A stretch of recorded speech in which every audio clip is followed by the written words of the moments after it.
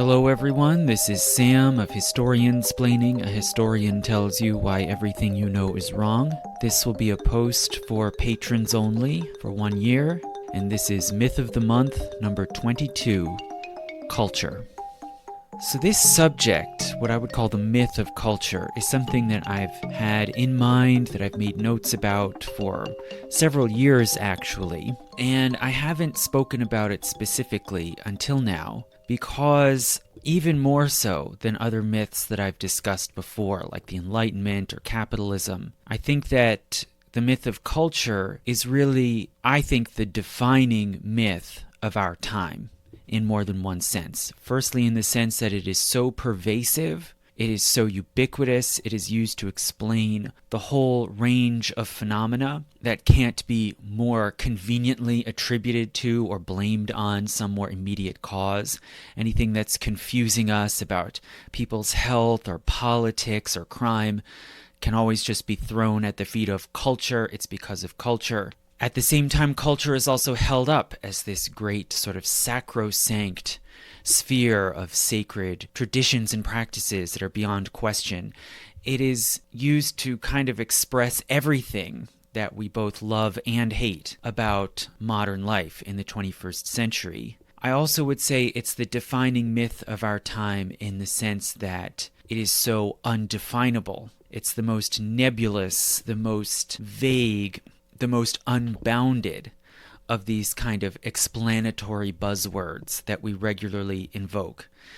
And so it's almost impossible, for one thing, I think, to just get a grip on what we mean and what we're trying to refer to today when we talk about culture, and even more so to try to step out and examine this whole concept and the history and meanings behind it without falling back into the trap of simply reusing and recycling the same concept. You know, it's tempting to talk about the culture of culture, right?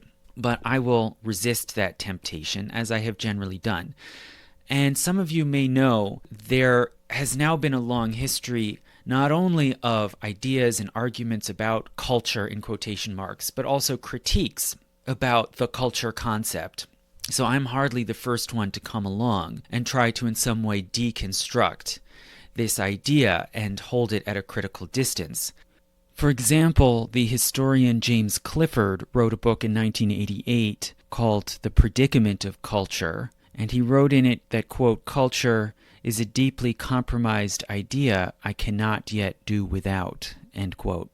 So I fully respect James Clifford's point of view, but I would say from my perspective that I do my best to do without the concept of culture, because in my opinion, not only is it compromised in the sense that it carries all kinds of baggage and assumptions from sort of imperial and even racist anthropology, the sort of exotification of supposedly primitive foreign cultures, but also I would say it is a deeply contradictory and really nonsensical idea that rather than trying to explain and elucidate human behavior, instead it serves to further mystify and confuse it. And so in my opinion, one has to move away from this concept of culture because it is pernicious, and I'll explain how I mean that exactly.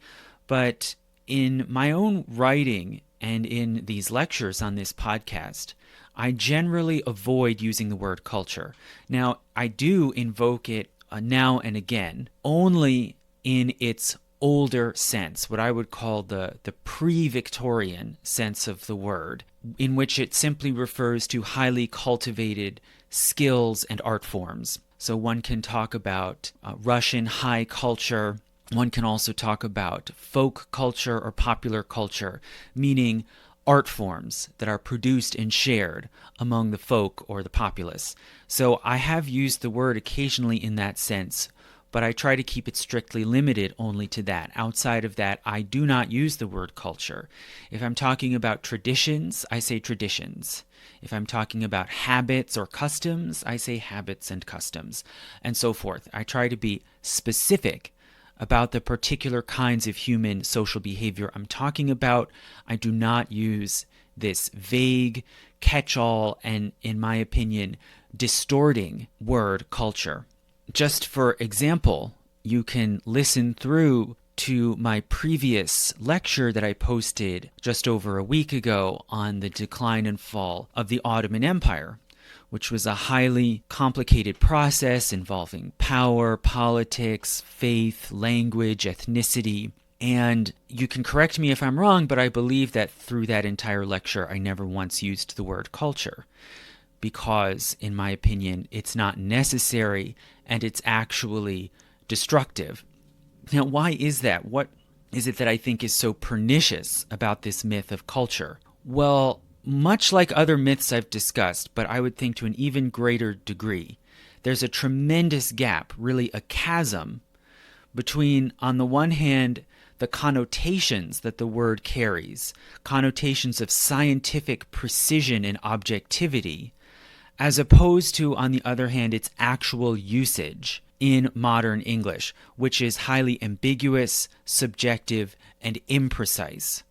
So invoking the word culture creates an illusion of precision, and hence the use of this word and the mythology behind it enables a certain rhetorical strategy. It allows people to comment about their own and other people's behaviors with a lot of embedded judgments, what I would say are covert judgments about what is good and bad, appropriate and inappropriate. They can convey this sort of covert, many different covert forms of approval and disapproval, approbation or scorn, while meanwhile sounding as if they are speaking as detached, rational observers like anthropologists, right? And in this way, you could say every pundit gets to wear an anthropologist's hat. Now, I believe that this is the effect that this word has today, that it not only is not useful because it's ambiguous and imprecise, as all abstract terms, of course, are ambiguous and imprecise to some degree, but that it creates an illusion of precision where in fact there is the opposite, and it allows for kind of rhetorical subterfuge. Now, that is my anthropological observation of how we use the word culture today. I think it is an open question.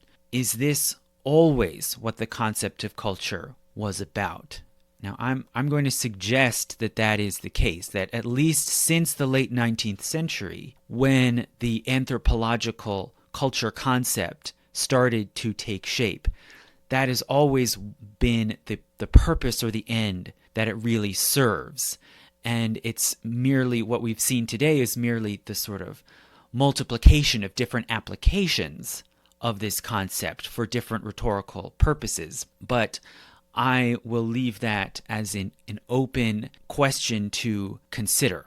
So for the past week or two, I have been sort of tossing around in my head trying to figure out how to try to attack and dissect the myth of culture, which is so loaded because it's so much alive and central to present-day discourse, including intellectual and pseudo-intellectual discourse, and because it's so complicated and multi-layered. And so for the past several days, as I've had this kind of going around in my head, I have committed myself to intensively playing Tetris in order to avoid starting this lecture. Now, it happens, as I'll mention later on, Tetris did get me to a little bit of a helpful insight to figure out what I can say about this. But that being said, it's very difficult to even begin to wrap your arms around this very complicated, strange, nebulous, protean concept that's so much part of our language. And so this lecture, it may not be as long as the conspiracy theories lecture that I posted last summer. It will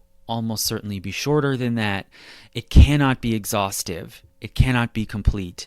There will be many questions and many objections that I'm sure will come to many people's minds that I simply cannot get through because there are too many. There are just too many aspects and levels to this problem. This will probably be a kind of improvisational discussion compared to my more planned narrative lectures. I will have to attack this subject from different angles, and so forgive me if I sound ruminative or somewhat disjointed.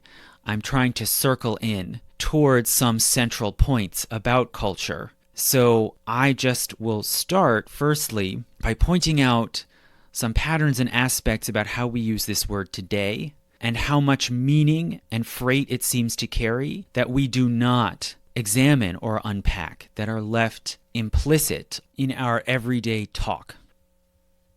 So the first thing I'd like to do in examining what we mean and how we use this word and concept of culture, I'd first like to just read to you two paragraphs taken from two different pieces of writing that I've read in recent years. One of them comes from 11 years ago. It was written about a news story that was just unfolding in the summer of 2012. And then the other one is newer. It was published just yesterday, May 7th, the day before I started recording this lecture. So as for the first one, it comes from an essay posted on the blog of a professor at Cleveland State University named Jim Marino, also called Dr. Cleveland. And Marino was writing about an incident in June 2012 in which the chair of the University of Virginia's Board of Visitors, named Helen Dragas, abruptly fired the president of the university, named Teresa Sullivan.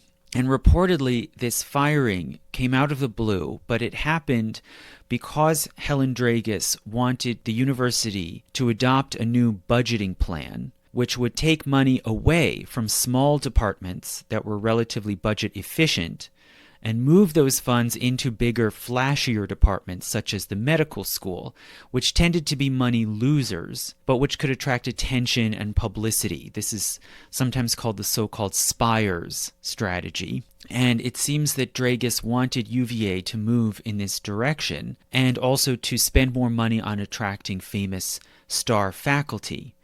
And the president, Teresa Sullivan, had taken an opposite tack of trying to be more fiscally conservative, keep money within the smaller, more efficient departments. That was called the Harvard Plan. So this blogger, Jim Marino, also called Dr. Cleveland, wrote a commentary on this incident at UVA. And he wrote, quote, "Sullivan's opponents aren't driven by business sense, but by business culture. They're not demanding fiscal prudence, which university trustees have always done, and which many trustees from finance and business have done very well. Instead, they're expressing a set of habits and values common in parts of the business world. The key board members have bought into an especially shallow and naive version of that business culture, but they're extreme illustrations of a wider problem. It's all too easy to apply popular management ideas to a complex enterprise whose economic model you don't understand. And that can lead to trustees like Helen Dragas and Mark Kington demanding moves that, viewed simply as business, are risky and unsound." End quote. So you can see in this passage right away up front, Dr. Cleveland is setting up a binary opposition. He's trying to explain, he's trying to account for what seems to be an unaccountable action. Why would the board suddenly fire a president who by all accounts was popular, enjoyed broad support, and had been effective in managing the university and its difficult finances? Well, he's trying to explain this strange, inexplicable action in terms of culture. And he's invoking culture here in opposition to something else. Right? So on the one hand, there's business sense, prudent, he uses the word prudence, sound, well-justified, well-grounded management, which he calls business sense, as opposed to, on the other hand, business culture, which he doesn't exactly define, but he refers to habits and values common in parts of the business world. So he's setting up this distinction.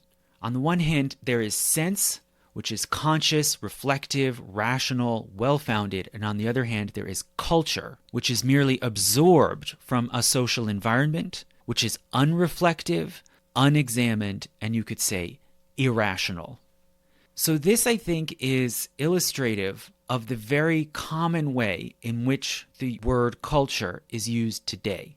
On the one hand, it is a kind of broad grab bag for behaviors, ideas, norms that seem to be otherwise inexplicable, that don't serve some clear rational purpose, and which then can be thrown into this sort of basket of culture. And this concept is invoked in order to draw distinctions, to separate out behaviors into different categories with implied value judgments. Some of them are good and some are bad. And in this particular instance with Dr. Cleveland, he is invoking culture as the bad category, that which is unreflective, irrational, as opposed to something else.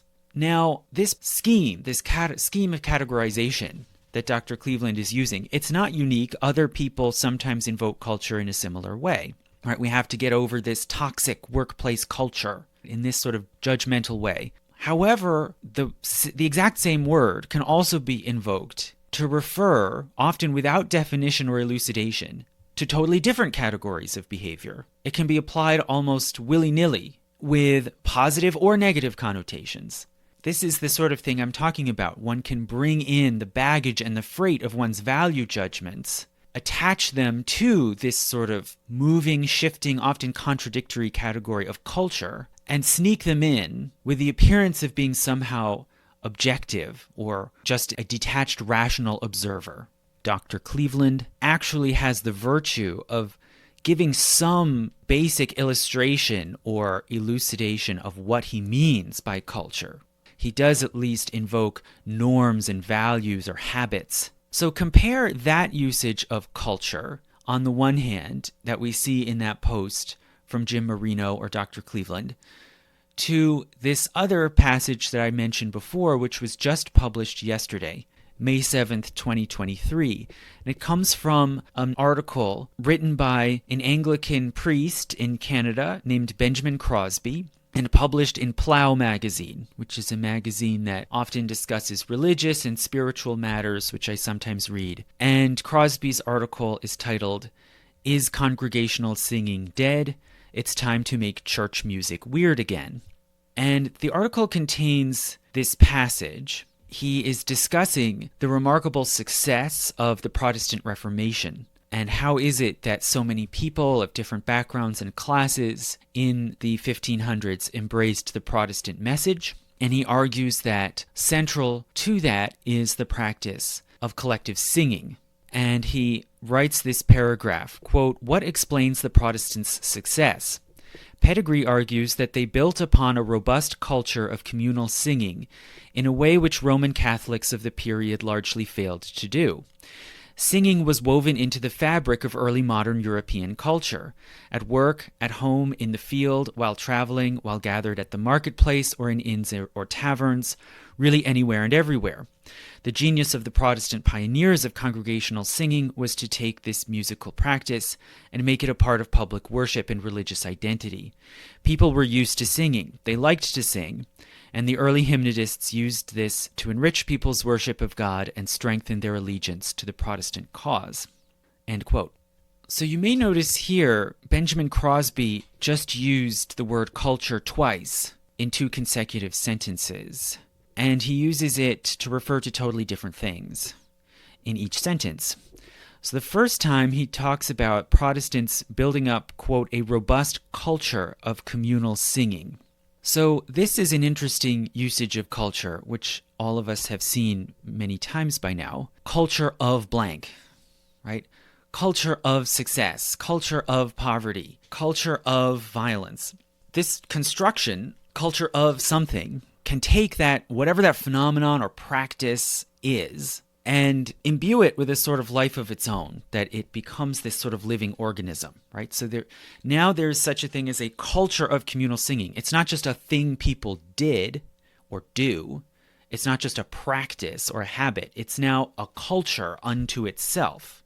So fair enough, let's say that in this particular instance, this author wants to use culture in that sense, right? As self-perpetuating or pervasive practice.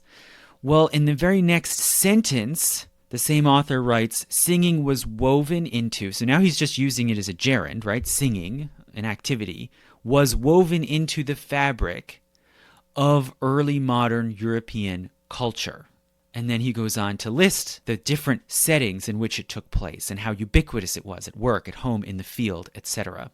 Okay, so now suddenly there's such a thing as European culture. And singing is a culture, or there's a culture of singing. And he uses this textile metaphor, this weaving metaphor. That culture is a thread woven into another culture. So apparently we could imagine, I guess European culture is like a blanket or something. And it's made up of these threads that are also cultures. And a culture can be a specific practice that happens in certain times and places, or it can be some sort of bigger totality of all of those practices, somehow woven together into a unity. So here we're seeing right next to each other in the same paragraph, this very contemporary usage, culture of something, which I would argue is a circular usage, right? What is a culture of singing apart from singing, right? What is a culture of violence apart from just people doing violence, right? Somehow the thing becomes a thing of itself. It's a culture of itself, right? So there's that contemporary usage right next to then an older, and I would argue more traditional anthropological usage of the word culture, which is to say it's the summation, the complete organic collection of all social practices in a given place, right? Whether that given place be Tahiti or Detroit, or in this case, Europe, right? There's such a thing as European culture. Okay, so let's say we're being really nice and generous, right? I know my listeners are very generous, open-minded people, and they can say, all right, well, fine. Sure, these usages are different, but they still have something in common. All of them are still somehow in some broad way talking about things that some set of people do, learned behaviors that are mimicked, perpetuated, right? So in some way, they're all in harmony, right? There's no necessary conflict here between these different usages of culture. Okay, well, hold on, it gets better. Because as I just pointed out in that column written by Jim Marino, he specifically uses culture to mean learned behaviors that are unconscious, unreflective, unexamined, but that people pick up from their social environment and perpetuate unreflectively, right? And that is how people use culture all the time, right? Not all the time. This is a way that people frequently use the term culture, right? To mean things that are unconsciously repeated as distinguished from practices that are consciously examined and rationally chosen. Well, let's say, okay, then let's compare that then to what our friend, the priest Benjamin Crosby, says in another different paragraph in the same article in Plough magazine. He writes, quote, "Today, however, the practice of congregational singing in church is threatened by a sea change in how people relate to music outside of church. All is not lost, however. The church, if it commits to the weirdness of congregational singing, might work to rebuild a culture of communal music making within and outside the church, and use that culture to invite people into the church." End quote. So here Crosby is arguing that a culture, in this case the culture of communal music making, is something consciously and intentionally cultivated in order to achieve a particular end.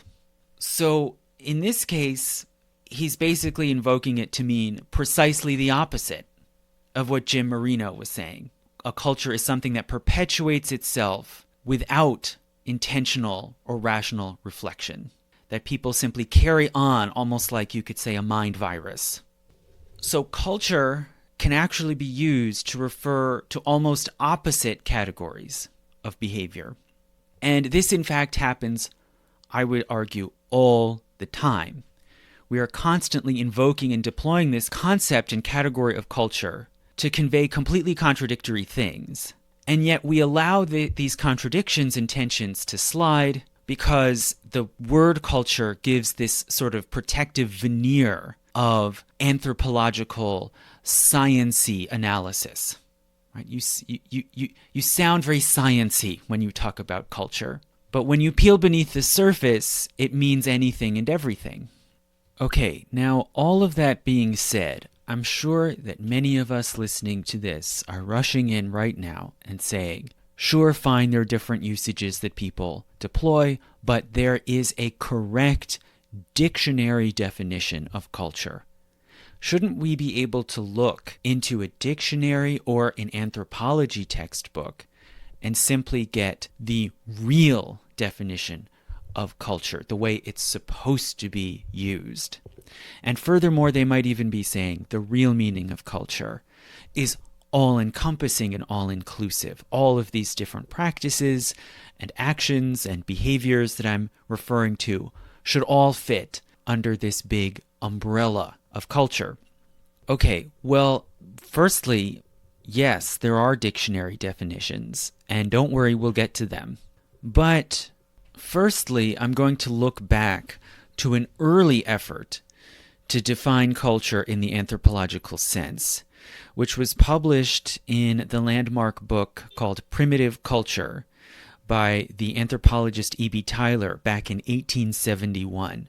So we're going all the way back into the Victorian age to when this very notion, as we understand it, was first developing, when people were starting to use the word culture not simply to mean high art forms like painting or classical music, and not simply to mean cultivation of character, refinement of manners, but to mean some sort of universal dimension of human society. And in this book, Primitive Culture, E.B. Tylor wrote that, quote, culture or civilization taken in its wide ethnographic sense, and I would say that this is basically what we mean today, or what we are thinking of when we use the word today. Culture or civilization taken in its wide ethnographic sense is that complex whole which includes knowledge, belief, art, morals, law, custom, and any other capabilities and habits acquired by man as a member of society. Okay, so this definition was profoundly influential, and as I think we'll see in a few minutes, it really underlies and has influenced all later efforts at creating a sort of technical or scholarly definition of culture. But there are certain deep problems with this definition. I would say it's no good. It's even nonsense. For one thing, it is laden with this assumption that all of these different things like art, language, religion, law, all somehow fit together into one organic whole. And that is actually the aspect of this definition of culture that has been progressively more and more emphasized in kind of technical scholarly writing. That culture represents a sort of organic unified totality, and that it is possible to speak of, say, Tahitian culture as one single unified thing. And I'm intentionally invoking Tahiti as an example because it's an island, and this idea of culture that keeps being sort of put in our faces by academic scholarship is always really based on these paradigmatic examples taken from islands. Isolated self-contained land masses where you can imagine that there's sort of one single unified self-perpetuating society that stands apart and distinct from all the rest of the earth. So that's an issue. Let's put that aside on the shelf for the moment. We'll get back to that. The other big issue with this definition, which first appeared in 1871 and has basically been lightly adapted or extended through the generations since that time, but is more or less still the anthropological or ethnological definition of culture. The other big problem is that it is simply not how anyone uses the word. It bears no relation to the actual usage of the word, whether in scholarship or in everyday discourse. Rather, as I have pointed out, the word is almost always deployed to refer to some limited sphere or scope of human activity as opposed to the others. It always is deployed in a more narrow and specific way in order to make distinctions, and I would say particularly to make implicit value distinctions. Okay, so before we go back to the technical anthropological definitions, I'm going to just take a few minutes here to belabor this point by referring to some more usages of the word culture that all of us surely have heard, and probably most of us have even used in our own everyday speech without thinking about what they mean and without thinking about the tensions and differences between them. So, okay, here's a usage of culture that probably all of us have heard. I don't want to live in Harrisburg. This place has no culture. Okay, well, if culture means the totality of all learned social behaviors, how can any place, Harrisburg or anywhere else, have no culture? Obviously, that makes no sense. So this is another instance in which we use the word culture in order to draw a distinction. Culture as opposed to what? As opposed to homogenization. Right? If you drive around a place and all you see is chain stores and restaurants, and Cineplexes showing the same Hollywood movies as every other place, you say that's not culture. Our idea, this anthropological definition of culture, is actually very closely connected to the fear in the late 19th and early 20th centuries, the common fear that modern society was homogenizing people, was producing a mass man, and that it was eliminating local variations, and you could say local color.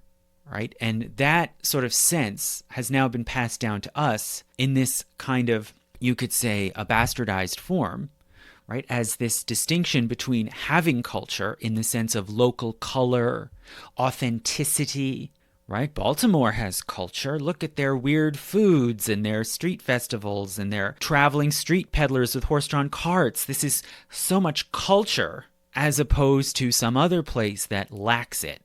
So this is a very specific, narrow, and again, very judgmental connotation or I would say definition of culture.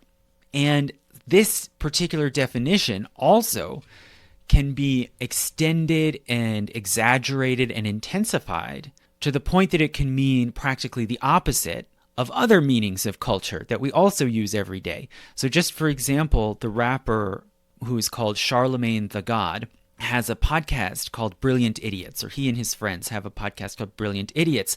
And on a recent episode, Charlemagne complained about the sort of lack of inventiveness and creativity that he was seeing around him in New York City. And he said, quote, "I don't know if New York has a culture." And when asked what he means by that, he illustrates by saying that New York City used to set trends in music, fashion, and so forth. But now, instead of setting those trends, it is following them. So in this case, Charlemagne is using culture in a way that implies that the word refers to inventiveness and creativity. And by contrast, following trends that one sees or observes somewhere else is not culture.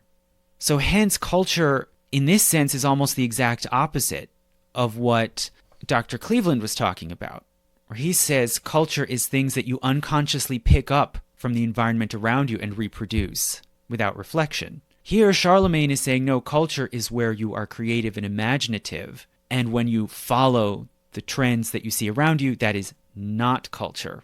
This is another example of an almost perfectly contradictory usage of the word culture, which again, all of us hear and repeat all the time. Another usage is when people talk about such and such, quote, in the culture. Okay, there's a lot of misogyny in the culture. Okay, so now we're talking about the culture as this kind of unbounded amorphous mass. And it means things that we hear and internalize, especially from mass media. Right? Culture here is cast as a force, like an active force influencing us and inculcating ideas and habits, especially often bad ideas and habits. And this sort of usage of culture seems to derive a lot from Marshall McLuhan and this sort of tradition of media criticism, right? And the way that television is the third parent raising our children and so forth. Now notice here, in this sense, culture or the culture is being used, again, almost exactly opposite to the sense of culture meaning local color, local distinctiveness.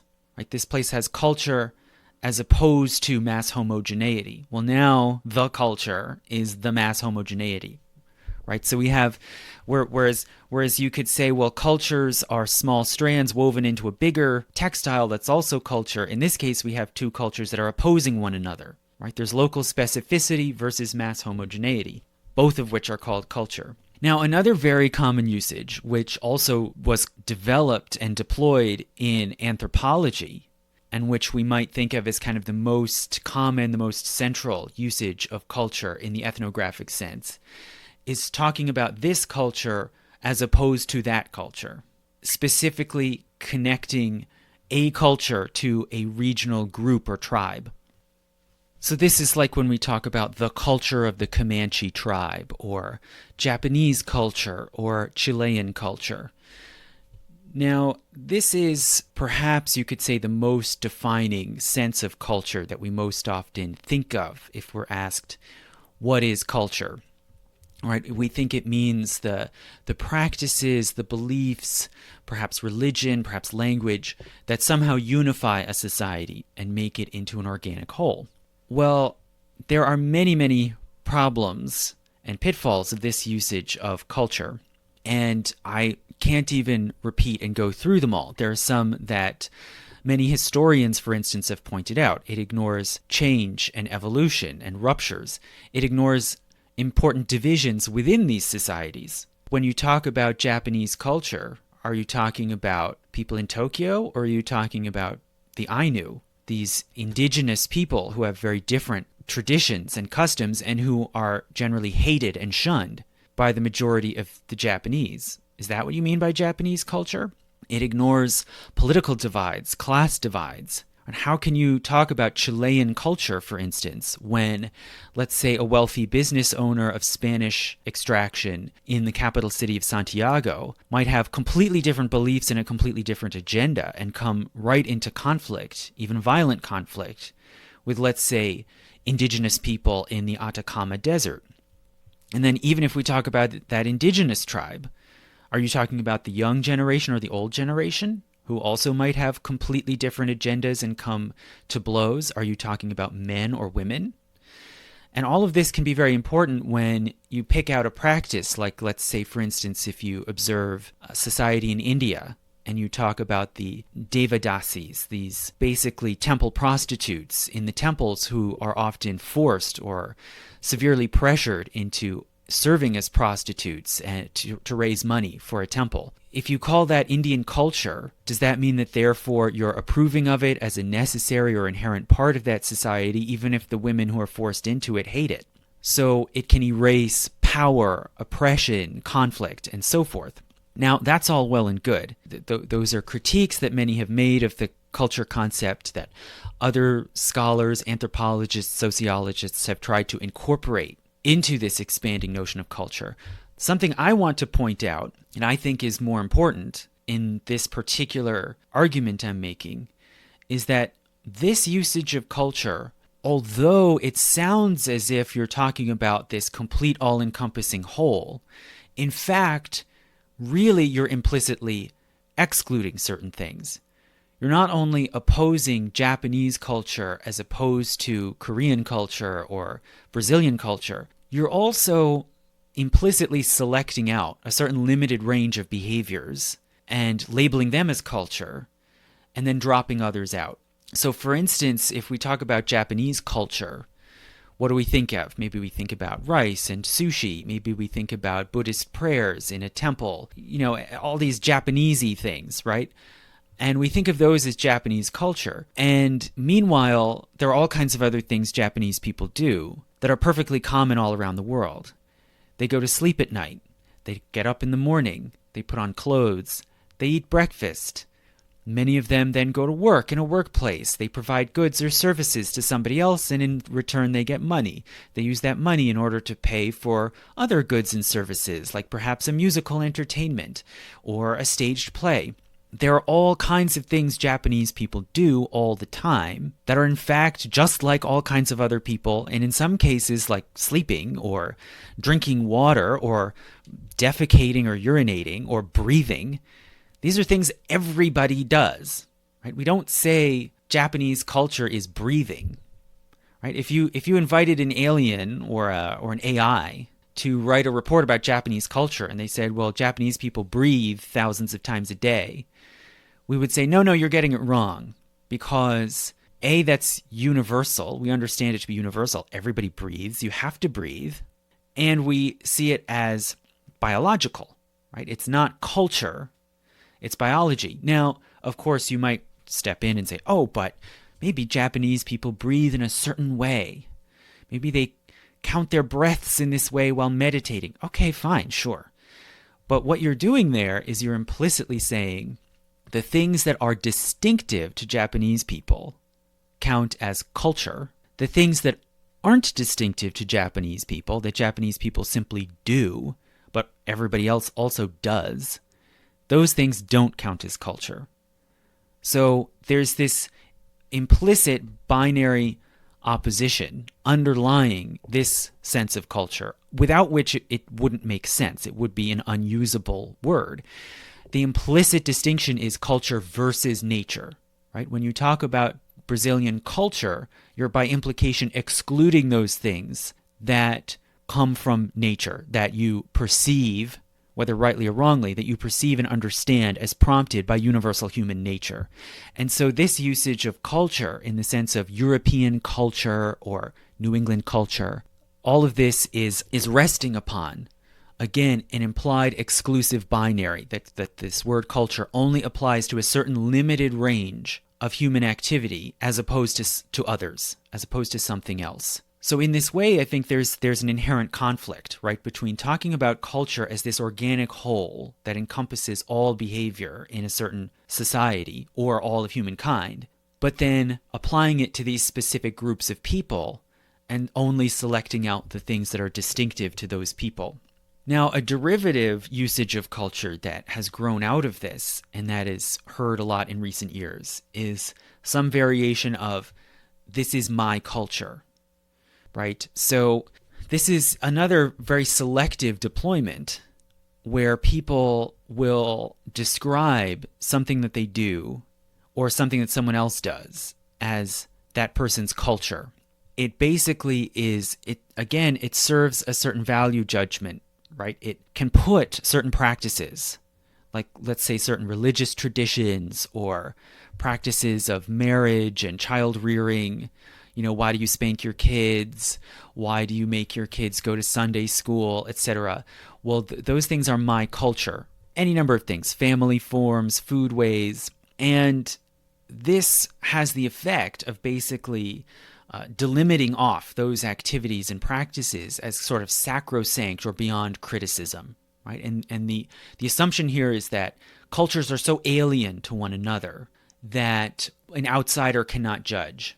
This idea of basically cultural relativism, the idea that cultures are expressions of some sort of ineffable essence of a society or a group, and that outsiders can't pass judgment on them. This has really grown in recent years, and sometimes it is attributed back to early influential anthropologists like Franz Boas, who I'll talk about more later. But that's actually not true. That is not what Boas or his disciples were arguing. They were arguing for deep essential cultural difference that has to then be studied in order to reach kind of across the chasm of difference from, say, a Bostonian to a Samoan. But they were not arguing that you can't judge, that other cultures are beyond moral judgment and evaluation. But that's the idea that has taken hold in more recent years, right? That a person's culture is somehow sacrosanct and then hence beyond judgment or criticism. And it's usually put forward in contexts where people from different backgrounds with different traditions and customs are coming into contact, right? And it's a way of kind of managing that conflict and that difference to say, you have to respect my culture. Now, notice again, this is almost perfectly opposite to the way Dr. Cleveland deployed culture in his argument about Helen Dragas, right, where he says this rector of the board in UVA fired the president because of her culture, and hence, because it's a cultural action, it was prompted by culture, that makes it more subject to criticism. That sort of opens it to judgment and criticism. Whereas in this sense of saying, well, I follow this tradition because I come from a South Asian heritage or because I come from a Polish heritage, and you can't judge that, that's my culture. It's like the opposite maneuver. Okay, another common usage of culture we've all heard, it's a way of explaining pathologies, So when people are talking about something they see as pathological, whether it's medical, a disease, a health condition, or behavioral, a social epidemic, you can attribute these things to culture, right? Why is it that African American men have high blood pressure?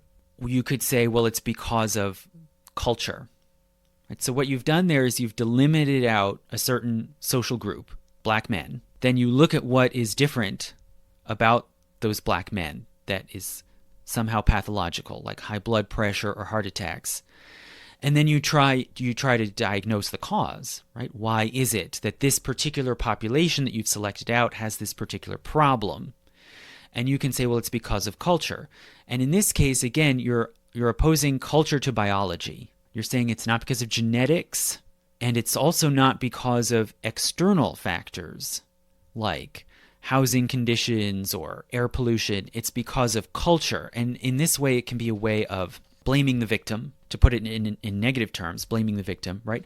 But it's a way of attributing and tracing problems to the behavior of the group themselves, right? Again, as opposed to something else, because of culture, as opposed to, in this case, if it's a medical issue, as opposed to biology or genes. In other instances, like say someone might ask, why are there so many mass shootings in Texas? Again, one could say, well, it's because of Texas culture. And in that case, you're opposing it not necessarily to biology. I don't think anyone thinks there's a genetic reason why there are a lot of shootings in Texas. But rather, in this case, you're opposing it to law, right? It's not because the laws are different in Texas. It's not because the gun laws are different. It's because there's something in the mentality, the habits, the norms of Texas, something in the media, in the culture, whatever it is. There's something going on that, again, you can blame back on the people of Texas themselves, right? And I would argue this, again, is another kind of circularity, similarly to talking about, a culture of quality or a culture of singing, which basically just means singing. In this case, you're saying, well, there's something people in Texas are doing that we don't like. Why is it? It's because of culture. Well, what is culture? Well, culture, again, just seems to be things people do in Texas, right? So there's a circularity to just saying, why are people doing this in this place? Because people do things in this place. But it sounds like you're providing an answer. Because by saying culture, you're at least ruling certain things out. By implication, you're saying it's not biology and it's not law. And this is a significant usage too, right? Culture as opposed to formalized rules and laws, right? Why do people drive slower in Connecticut as opposed to Massachusetts? If you say it's because of culture, you're implying that the speed limits are the same, the enforcement is the same, and you're attributing it instead to something informal. Norms, habits, mentalities that are passed on informally, maybe unwritten, even unspoken, right? It's culture. Well, notice this also, again, directly contradicts that definition that we just saw from our friend E.B. Tyler, where he says culture in the ethnographic sense is that whole which includes knowledge, belief, art, morals, law, custom, and any other capabilities and habits acquired by man. So formalistically, we're supposed to be including law under the umbrella of culture, but really in practice, we invoke culture to exclude law. Similarly, with culture of poverty, what is the culture of poverty if not just people are poor? Right? When you say culture of poverty, you're making certain implications. You're saying it's not because of law, and it's not because of external environmental factors. Right? It's not because of discrimination by other people. Rather, this group of people are poor because it's their culture makes them poor. It's something they're doing themselves. Okay, so again, it's a way of attributing causes, attributing blame, making value judgments by implicitly excluding certain factors in favor of others. Another favorite of mine, rape culture. What is rape culture if not simply people committing rape? Now, to speak of such a thing as rape culture is to imply that when people commit rape, it's not that they're committing a crime because they have means, motive, and opportunity. It's not because there's impunity. It's not because no one is protecting the victims. It's also not because of their individual choice. It's not because they as individuals have made a moral judgment that they would rather prey upon another person rather than respect that person and their rights. No, it's because of this amorphous thing called culture. So basically, in every usage that I'm referring to here, we're opposing culture as some implicitly delimited zone of human behavior as opposed to something else. Is it culture or is it human nature? Right? We've heard these debates also about when it comes to marriage and monogamy. Why are people monogamous? Is that human nature or is it merely culture? Right? The implication there being if it's human nature, it must be immutable and we should embrace it because it's a reflection of nature. If it's culture, it should be changeable. Right? How about homosexuality? Is that a result of nature or culture? Right? There are different value judgments depending on which way you label it. What about prejudices like racism? Are those reflections of human nature or of culture? Right? If it's human nature, we just have to accept it. It's the way things are. If it's culture, it should be changeable. And again, also, there's almost always some implication that culture is separate and distinct from individual choice. Why did Napoleon invade Russia in 1812?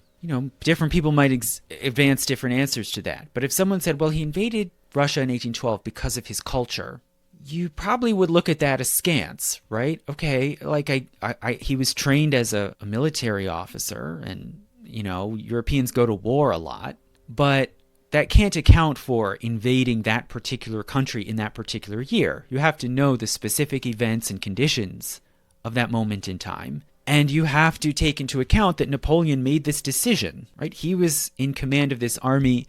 He could have gone about it different ways, but he made that choice. And we do things, everybody does things all the time for which they take personal individual responsibility, right? If we really believed that everything everyone does is a mere reflection of culture, then why do we have a criminal justice system? Right? Why do we impose penalties on people for their actions if it's all just an expression of this larger organic culture? So we're constantly assuming culture can only explain particular ranges of action, and that as we look more into the specifics, certain things are individual choices as opposed to culture.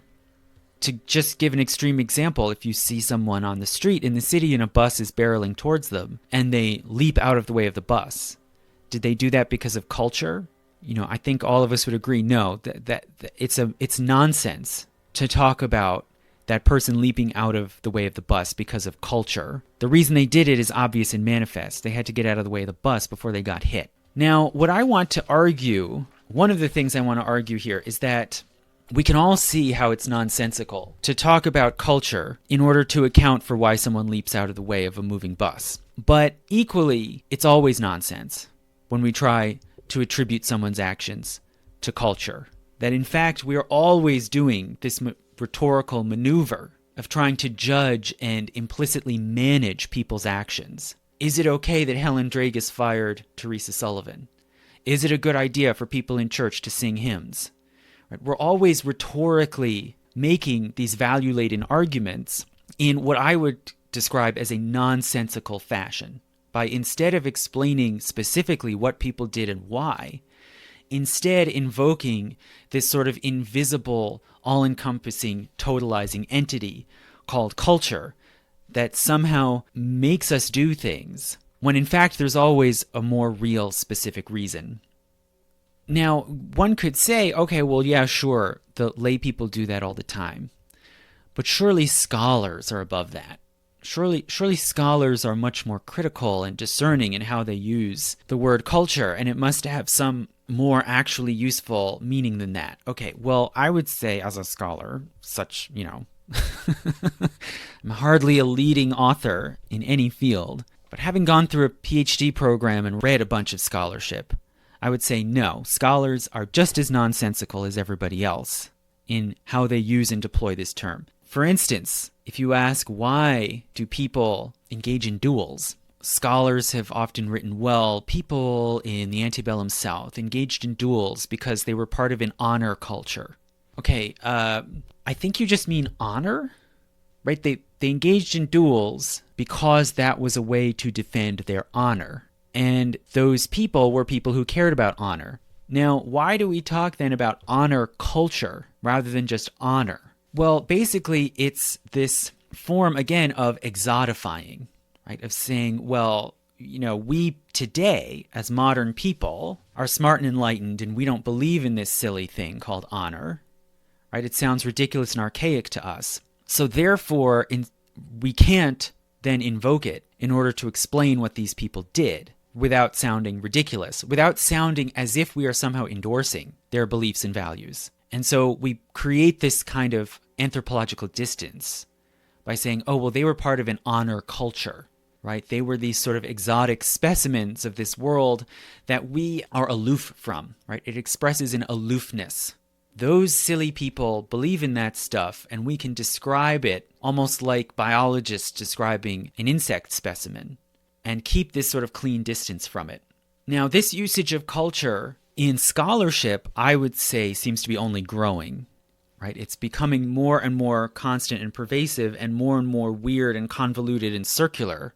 And just one example I noticed, in 2018, Princeton University Press published a book by the economic historian Joel Mokyr, which is titled A Culture of Growth: Why Enlightenment Culture Sparked the Industrial Revolution. So you can see here, this book has the word twice right in the title.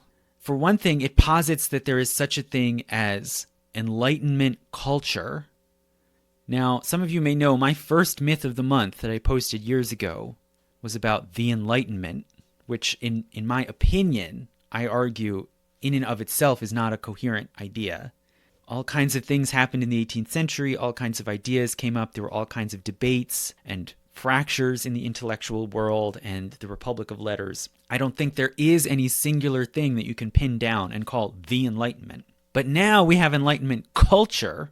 Okay, so is Enlightenment culture the totality of law, art, custom, everything, morals, any other capabilities and habits acquired by man as a member of society? Are we saying everything everybody did in the 18th century was all Enlightenment culture? Okay, putting that aside, this author here is right up front invoking this new category of culture, Enlightenment culture, as an explanatory mechanism. It did something. It's the cause that we can attribute things to, right? It's like the deus ex machina that comes into the world and acts. It's not the people and their actions. It's not inventors who actually invented things. Rather, it's this thing, Enlightenment culture. And then somehow that is connected in some undefined way to this other culture, a culture of growth. Okay? And again, it's like growth happened in this, again, this very abstract sense, in this economic sense. Economic growth happened. Where did it come from? It came from a culture of growth, right? It came from itself. Somehow we've given ourselves permission here to say that things spring from themselves, like parthenogenesis, or, things give birth to themselves. And that is a valid argument. That's somehow a valid historical explanation if you just stick the word culture in there and say, well, the growth happened because there was this culture of growth, right? And it's a way of escaping discussing people's actual decisions and actions, whether it's an individual strategic decision like Napoleon invading Russia, or someone making a moral decision like whether or not to rape their classmate, right? It's a way of kind of erasing, smoothing out all of those actual actions, right? Which are, I would say, the stuff of history. People responding to conditions, making decisions, and bringing about results. It's a way of basically erasing all of that and subsuming it in this kind of ahistorical, sort of self-generating, imaginary organism of culture. In fact, what I would argue next here is that there has been a divergence, a growing divergence between the way scholars define and deploy the word culture as this kind of catch-all term for some sort of invisible organic whole that unifies all human activity, and on the other hand, the multiplicity of these actual specific uses of culture in ordinary English language discourse, which are increasingly specific and narrow.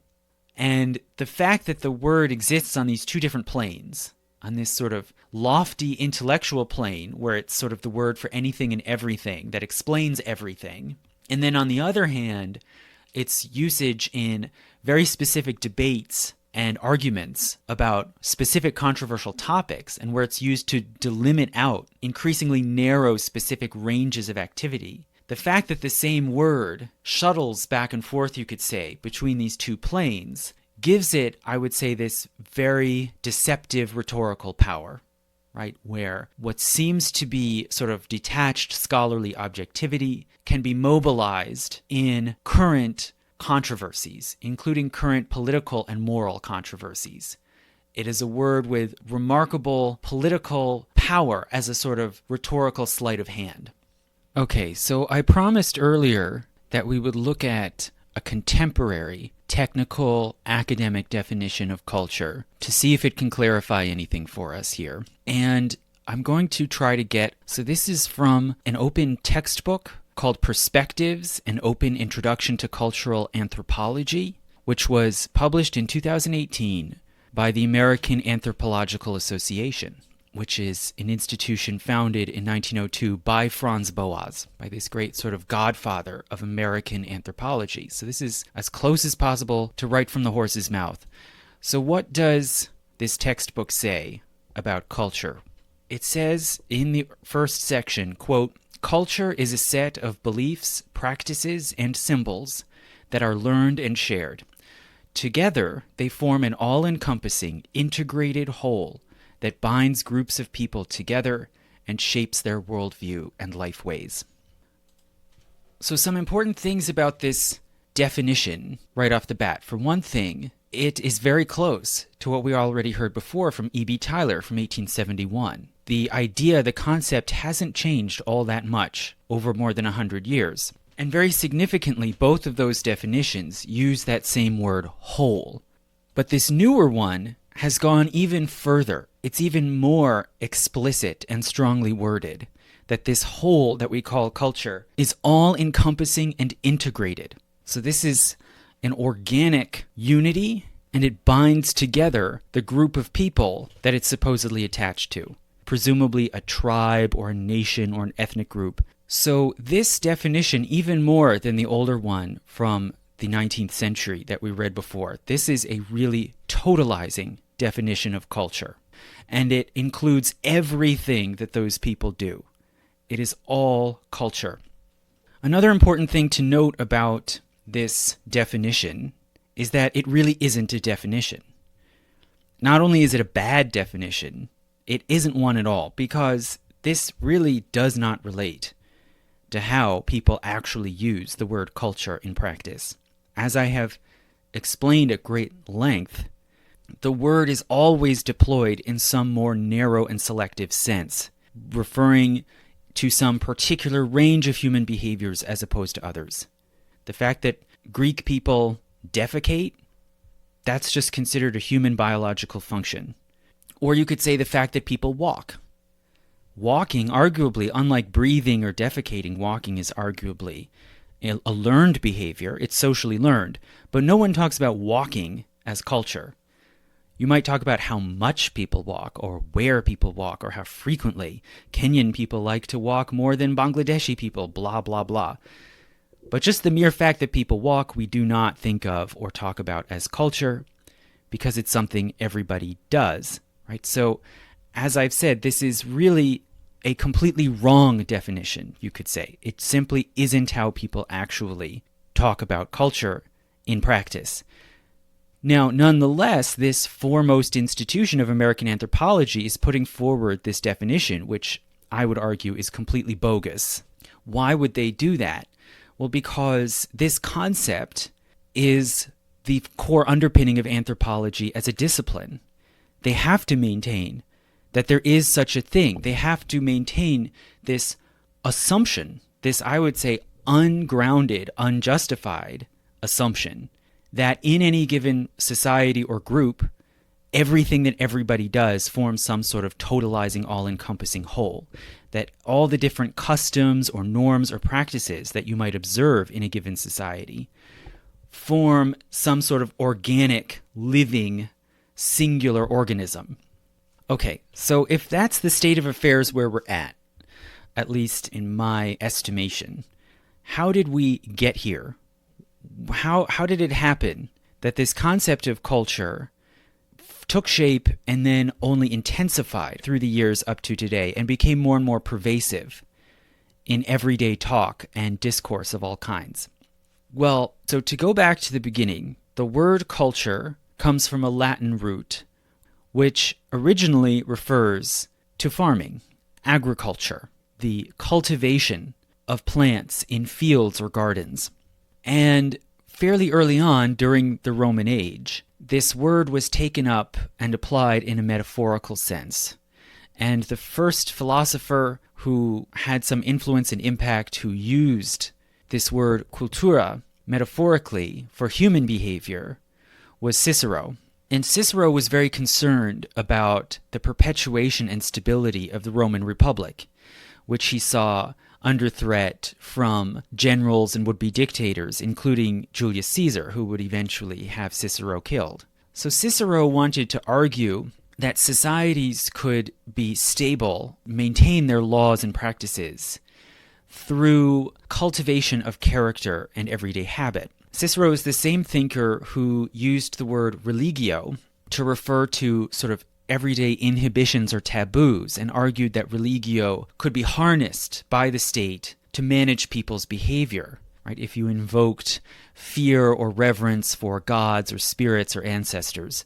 He also argued that the citizen of a republic should practice self-discipline and self-cultivation, and he called this cultura anima, or cultivation of the soul. So Cicero's writings came into vogue during the Renaissance, and Renaissance humanists adopted his concept of cultura anima and in some cases tried to practice it, the sort of cultivation of good manners, good habits, through learning, through everyday ritual.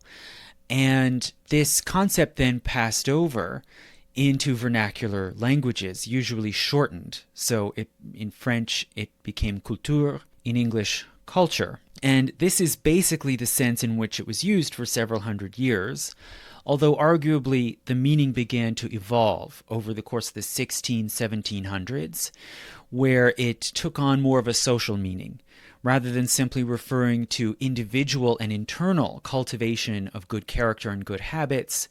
It came to mean the wider society's cultivation of character and habits, especially through the arts, right? Through literature, painting, and music. Many royal courts, as well as the Republic of Letters, were seen as sort of arenas of culture or of high culture in the sense of cultivation.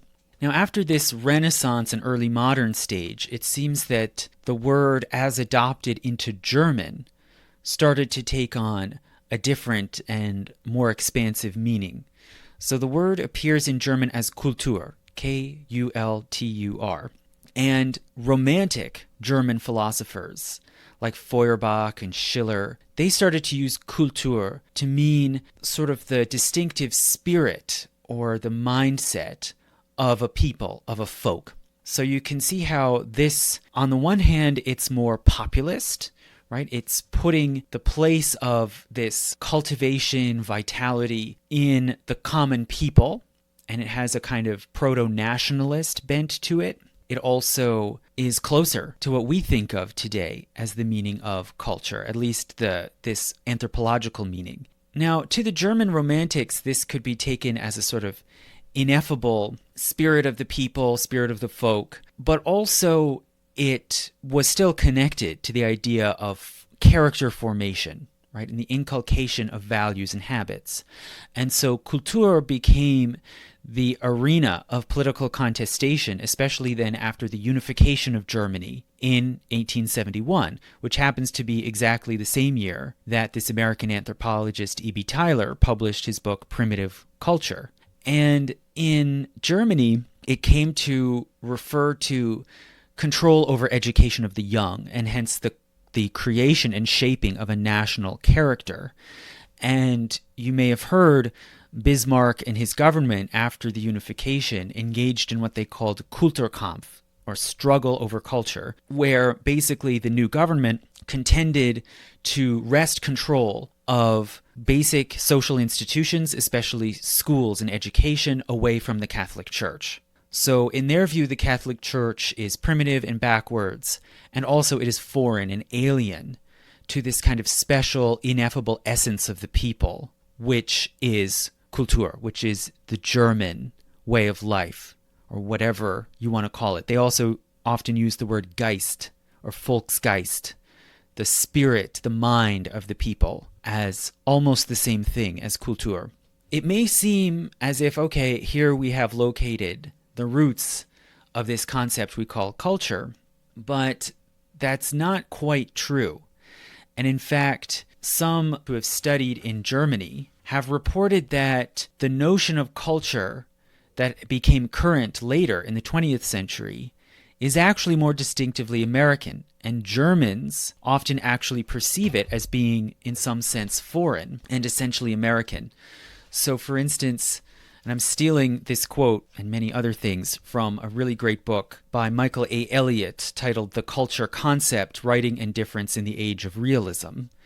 And this book argues that what we consider the culture concept really emerged in the late Victorian age, in the late 19th century, mainly in the United States. But it emerged from a back and forth conversation and exchange with Germany. So, for instance, the German medical historian Barbara Duden wrote that, quote, "When I was in my early 20s and studying at the University of Vienna," so this would have been in the 1970s, "I recall that the only way to refer to this notion was to say Kultur im Sinne des amerikanischen Wortes Culture, or translated Kultur as in the meaning of the American word culture." So there's some critical change that happened here, where this German concept and term Kultur was taken up in the United States and adapted to some sort of new use and new meaning that was even more expansive and all-encompassing than how Kultur had been used in Germany. And this process began really right after the Civil War, in the late 1860s and the 1870s, and E.B. Tyler was a crucial watershed in that process. Now, Tyler argued that culture was a sort of universal dimension that any people anywhere in the world could take part in, and further that it was like civilization in the sense that it had stages of development, and there were sort of more or less advanced cultures, right? But everyone took part in some sort of culture. Now, that idea then was taken up and revised and adjusted by the sort of great towering figure, the sort of defining figure who really is still revered in anthropology, or really more widely in academia in general, in social science, which is Franz Boas. So Franz Boas was a German. He was born and raised in Germany. He migrated to the United States in the 1870s, sort of just at the time when anthropology was emerging as a discipline. And he looked at the anthropology that was being practiced in the United States at that time, which was mostly centered in museums, centered on collecting objects and artwork and artifacts from different places around the world and sort of comparing them against one another, often arranged in cases or displays that showed these stages of development. So that you could say, oh, look at how these indigenous people in Peru have a very simple, primitive loom. And then weavers in the Netherlands have a similar loom, but one that's more advanced and more sophisticated. And it was about telling this sort of visual story of the advance of humankind from one stage of culture to another. And Franz Boas got a job as an assistant editor for Science magazine. And in the 1880s, he started to argue that these museum displays should all be rearranged. And instead of putting objects with similar functions together, like all the looms in a row in one case, or all the hunting knives or crossbows together in a case, instead objects should be arranged with other objects that come from the same society. And eventually, by the 1890s, he started using this word culture and saying, well, the Inuit people are a culture or have a culture, and hence all the Inuit objects should go together, and each of them, whether it's a hunting spear or a net or a carved ivory figurine, each one has to be understood in its cultural context, right? So in this way, you can think of a museum display case, instead of telling a narrative story through time, which is what E.B. Tyler or his generation might have done in the 1870s. Now Boas is trying to present a very different picture, where objects are not arranged in time, but they're arranged in sort of social space. and where each group of people, whether it's Siberians, and frankly, it was almost always some sort of so-called primitive tribe, right? It was some Siberian society or some African tribe. All of their objects have to be arranged together in a scene or even in a diorama. And this is where these museum dioramas came from, where you might go see a teepee and a buffalo hunter, figurines and mannequins and holding the different artifacts. They have to be seen as part of a sort of snapshot in time, a sort of society as a cohesive, integrated whole vignette, literally. So Boas put forward this alternative idea that human activities as well as artifacts and artwork have to be seen in the context of a given culture. He got eventually a professorship at Columbia. And in the 1890s and early 1900s, Columbia became the Mecca, where people who wanted not only to be sort of amateur tinkerers working at a museum, but who wanted formal academic accreditation as anthropologists would go. And if possible, they would train with Boas himself. And Boas was able to basically seed his students at different institutions and get more anthropology programs going. And crucially, the discipline was able to take off because it got state funding and support. And why is that? This whole new endeavor might not have gone very far. It might have just been a sort of Victorian oddity, if not for the fact that the U.S. government funded it and promoted it. And why is that? Why would they do that? It was after the Civil War. The U.S. now was imposing its control over the enormous expanse of the interior West, which I've talked about in my last myth of the month about the Old West. And that is very important to this story because the U.S. now was taking up this sort of stewardship or overlordship of this enormous territory and these supposedly primitive tribes that lived there.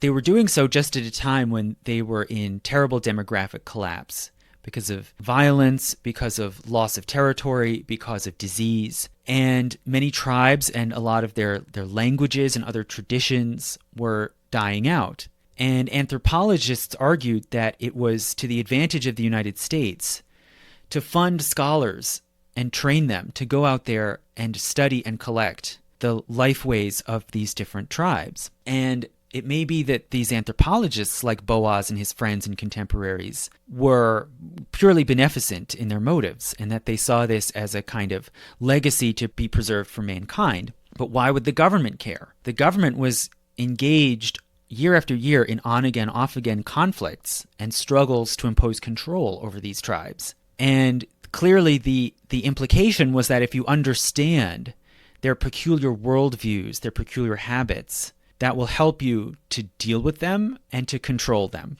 So it was always in some way, on some level, a project of management, right? Of political management. Maybe we don't have to fight these people if we can understand how their societies work and basically co-opt them, most especially co-opt their elites. Find who are the important people who influence the thoughts and the actions of others and procure their cooperation so that we can manage these people. And even that might not necessarily have been enough to permanently ensconce anthropology in American academia, but there were further factors. The continuing influx of immigration not only from Ireland and Germany, which had been going on in enormous numbers since the 1830s, but now also from Eastern and Southern Europe. And there was a lot of anxiety about, does the U.S. have too many immigrants? Are they too foreign? Are they too different? Are they unassimilable? How can we Americanize them? How can we maybe suppress the power of their traditions and institutions, such as the Catholic Church? And thirdly, especially beginning in the 1890s, right when this new anthropology really took off, the U.S. also became an overseas imperial power.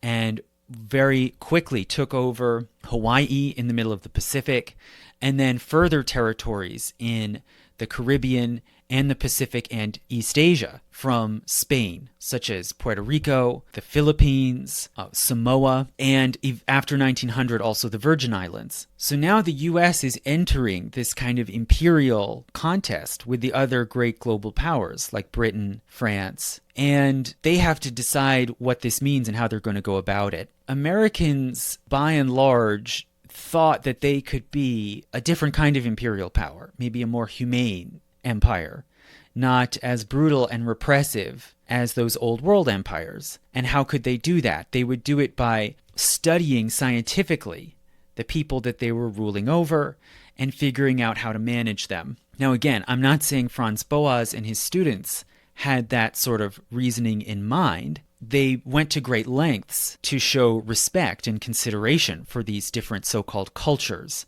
and to argue that all of them were sophisticated in their own way, that no culture is primitive. But nonetheless, why did their work find so much patronage and such an audience? It appealed to this idea that Americans can all, in a sense, be anthropologists. We can all read National Geographic and read these popular anthropology books and get this sort of grasp on how these other societies work so that we can feel that we have some control over them.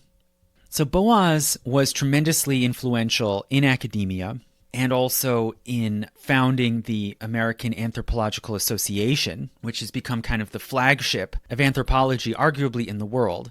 However, most of the broader public didn't really know what was going on there and probably were still largely thinking in sort of Victorian terms of primitive versus advanced, savage versus civilized, and so forth, until basically the 1920s. And that's when certain of Boas's most brilliant students, who were mostly women, because this was a new growing field, it wasn't as controlled by a sort of male old guard as fields like literature or medicine. And so you had women coming in and bringing all of their intellect, their new approaches, and their talent in writing, and publishing books that sort of capture a wider public imagination. And the first one you probably, or most of you may have heard of, is Margaret Mead's Coming of Age in Samoa, which was published in the 20s and then was followed up in 1934 by Ruth Benedict's Patterns of Culture. So you can see Ruth Benedict's book as kind of a theoretical canonization of the approach that Margaret Mead illustrates in her case study of studying coming of age in Samoa. Some things to notice about Mead's book, which, is a brilliant and very impactful book. Some things to notice. One is that she's using Samoa as her case study, which is very different in terms of its customs and traditions from mainland United States. So it makes it easy to sort of describe everything going on in this society as part of this kind of strange alien organism that has to be dissected and explained by the scientist, right? In a way that you might not do if you're talking about, the VFW down the street. The kind of original paradigmatic case of the anthropological study is this study of a foreign place, which is also an island, and hence allows you to sort of talk about it almost like hermetically sealed as this self-contained entity unto itself, even though no island in practice really is that. No place is totally isolated. But she chose Samoa, and it's an archipelago of islands that also was under U.S. domination. This was a colony of the United States. So it makes for this sort of perfect field, kind of experimental field for this study of anthropology. And then, as I said, it's followed up by Ruth Benedict's Patterns of Culture.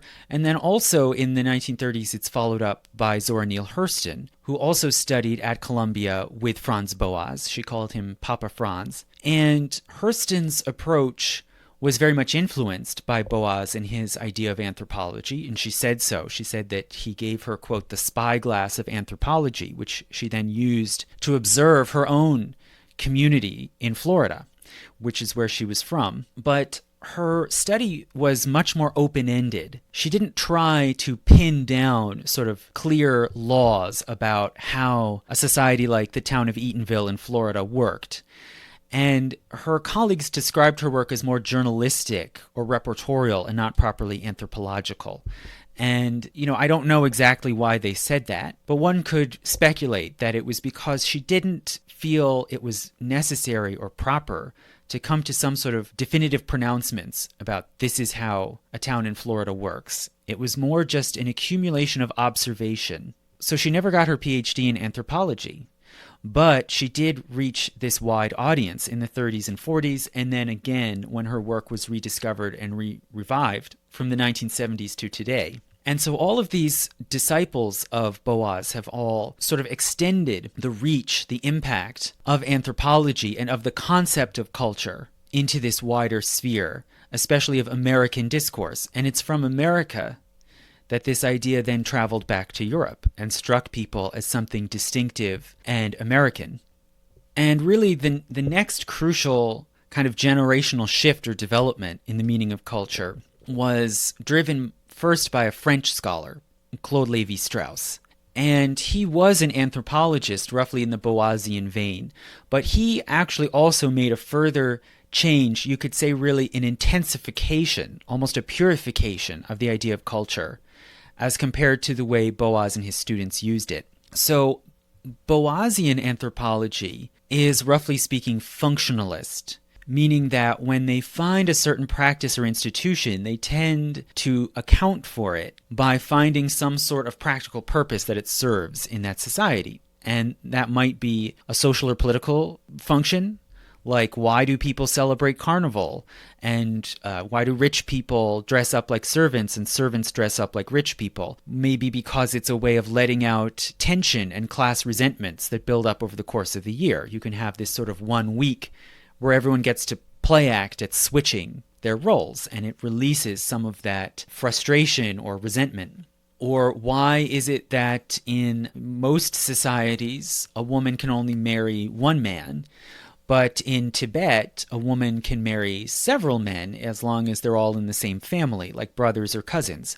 Maybe it's because there's very little usable fertile land in Tibet, and if a family has too many children, there's not going to be enough to divide up and provide those offspring with decent land. And so having several, in a large family, if you have several brothers, if they all only marry one woman, that cuts way back on the number of offspring you're going to have, and it ensures that all of those men will have some kind of progeny. It just will be narrowed down to a smaller number, and it's a way of managing the size of your family and your land.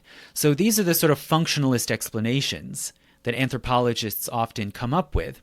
Well, Claude Levi-Strauss sort of put that functionalism aside, and he argued that the purpose or the meaning of social practices is fundamentally symbolic. They represent something symbolic about a group of people's understanding of their place in the cosmos. And he repeatedly argues that rituals and rites like weddings or baptisms or funerals or initiations are somehow encoded. They're symbolically encoded to represent something about the cosmos.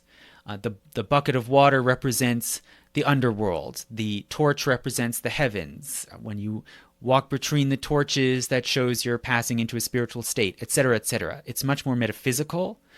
And the fundamental model that Claude Levi-Strauss is using in his so-called structural anthropology really is language, right? So when you look at language, yeah, some words here and there might be an automatopoeia, but for the most part, language is composed of completely arbitrary signifiers, right? It's purely social convention that makes the word roof refer to a roof, or the word street refer to a street.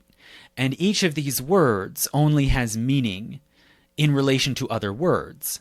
Right? Every word has to be defined in terms of other words. And so language is this sort of network, this infinite, expanding, evolving network of connected symbols and signifiers. Claude Levi-Strauss argued that you can take other institutions and practices, and his sort of favorite example was kinship. And he argued that kinship is like language. The two can be paralleled to one another. Right? Someone is an uncle only insofar as he has a niece or a nephew. And so these different social roles can only be defined in relation to one another. And likewise, kinship networks can be extended out ad infinitum in this sort of ever-extending crystalline pattern of relations, like the relations of one word to another word. So he really promoted linguistic anthropology as the foundational model for how anthropology should work. And he discouraged these sort of functionalist explanations, which make reference to material needs like, land, food, environment. So in this way, Claude Levi-Strauss and his structuralism kind of pushed culture further in the direction of being both a unified whole, right? Everything can only be interpreted and understood in reference to other things in that same culture, and also more independent, a sort of world unto itself, a conceptual and symbolic world, apart from the material environment.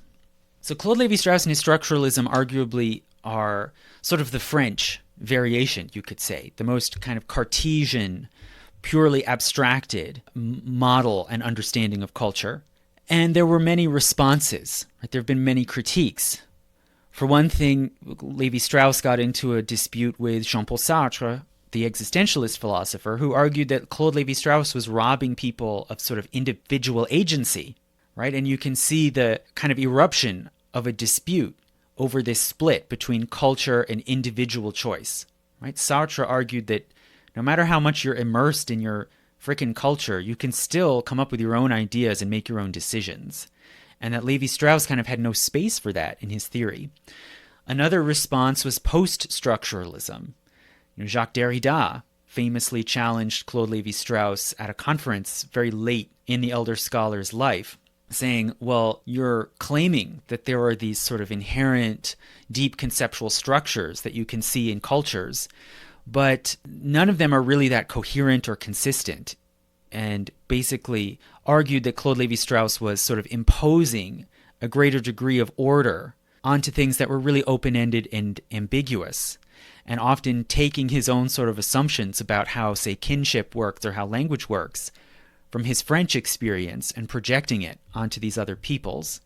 So that was another response. We won't get into that right now. And I'm sure there are many people who could give a much more fine-grained account and explanation of the dispute between structuralism and post-structuralism. But in terms of the discipline of anthropology itself, this sort of led to a crisis in the 1950s and 60s, which largely then was responded to most effectively or most popularly by another American, Clifford Geertz, who famously wrote a series of essays and collected into a book called The Interpretation of Cultures.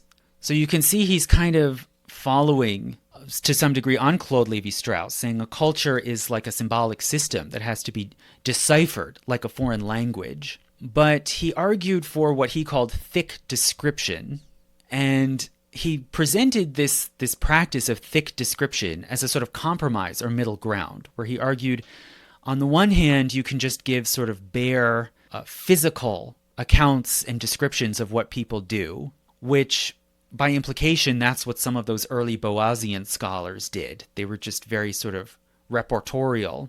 On the other extreme, you can give these sort of abstract explanations of like the ideology, the mythology of a culture, right? And see it as all this abstract kind of symbolic system that exists within the minds of the people. Or you can do what Clifford Geertz proposes, this thick description, which is sort of in between. It's where you describe what people do, but you explain how those actions have symbolic meaning in the context of the values and beliefs of that society. So this idea is really popular, including in the academic world, at least in my understanding. This is still accepted as sort of a valid model of how to do anthropology or anthropological style scholarship, and a valid way of using the concept of culture is by saying, I'm going to describe the particular actions of particular people in a society, but it will be a thick description which will make reference to the meanings and codes of that culture. Okay, so you may guess I am not convinced by this, but I'm not going to try to carry out a refutation. But I will point out a few things that are also significant about Clifford Geertz's work and his way of sort of presenting what he claims is a sort of novel, middle ground way of doing anthropology.